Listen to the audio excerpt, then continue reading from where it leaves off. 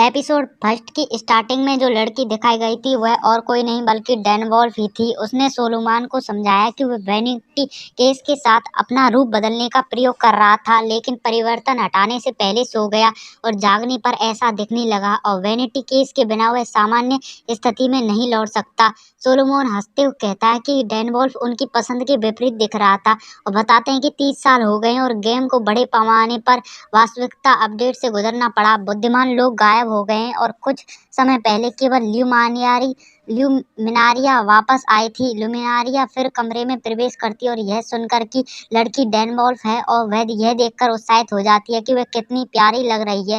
रात के खाने में सोलोमान ने खुलासा किया कि कई चीजें बदल गई हैं, अब वे भोजन का स्वाद भी कर सकते हैं। वह अकेले ही राज्य की रक्षा कर रहा था और उसके पास यह जांच करने का समय नहीं था कि क्या हुआ था।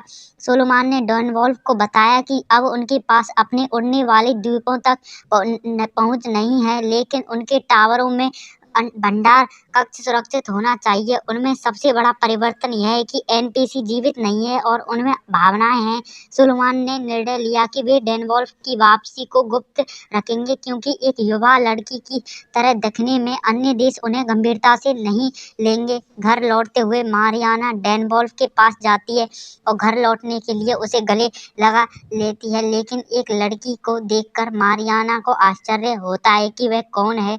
अपनी वास्तविक पहचान को गुप्त रखते हुए डैन वॉल्फ कहता है कि वह डैन वॉल्फ की शिष्या मीरा है। वह बताती है कि डैन वॉल्फ कुछ समय के लिए चला गया है क्योंकि वह एक नई भावना को बढ़ाने में व्यस्त है। इसके बाद मीरा ने डैन वॉल्फ के घर को इतने वर्षों तक व्यवस्थित रखने के लिए मारियाना को धन्यवाद दिया। सुलेमान ने मीरा को अपनी सलाहकारों और सैन्य नेताओं के बात करने के लिए बुलाया।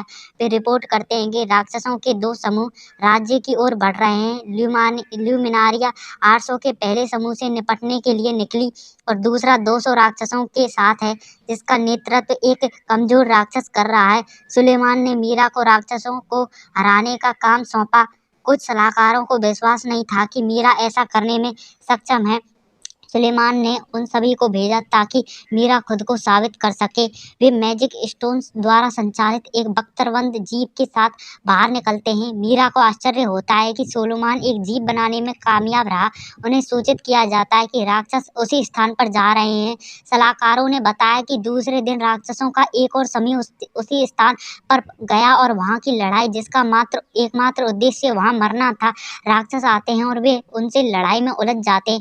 मीरा ने देखा कि एक छोटी राक्षस के पास दानव क्रिस्टल है जो उसे एक पौराणिक जानवर को बुलाने की अनुमति देता है। क्रिस्टल का उपयोग करके दानव कॉकट्राइस को बुलाता है, जिसकी आंखें किसी को पत्थर में बदल सकती थी। मीरा एक डार्क नाइट को बुलाती है जो तुरंत कॉकट्राइस की आंखें काट देता है, फिर छोटे दानव और कॉकट्राइस को 2 टुकड़ों में काट देता है। फिर लेसर का दानव ग्रज मिस्ट उसमें से निकलता है और कॉकट्राइस में प्रवेश करता है, उसके साथ एक हो जाता है और उसे अधिक शक्तिशाली बनाता है। कॉकट्राइस और डार्क नाइट की लड़ाई के दौरान मीरा एक दानव क्रिस्टल को देखती है और कहती है कि खेल बदल गया है, अब इसका उपयोग करने में सक्षम हो सकती है। फिर वह डार्क नाइट पर एलिमेंटल शिफ्ट का उपयोग करती है, जिससे वह एक डार्क बीस्ट में बदल जाता है।